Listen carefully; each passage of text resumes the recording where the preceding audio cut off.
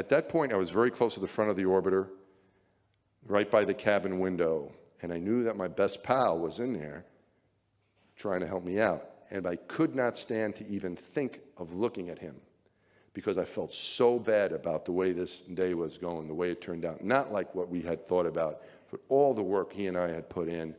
And I couldn't even stand to even think of looking up at him. But I realized that he's actually, through the corner of my eye, through my helmet, you know, just aside there, I can kind of see that he's trying to get my attention.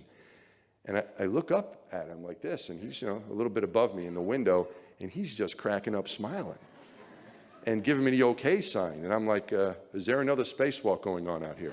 And I really can't talk to him, because if I say anything, the ground will hear. You know, Houston will hear, with the control center will hear. So I'm kind of like playing charades with him. I'm like, what are you, nuts? And I expect him, I didn't want to look because I thought what he was going to do, instead of giving me the okay sign, I thought he was going to give me the finger.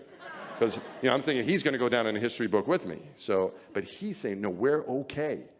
You just hang in there a little bit longer. We're going to make it through this. We're in this together. You're doing great. Just hang in there. And if there was ever a time in my life that I needed a friend, it was at that moment.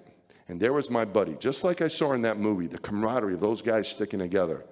And I didn't believe him at all. I figured that we were out of luck.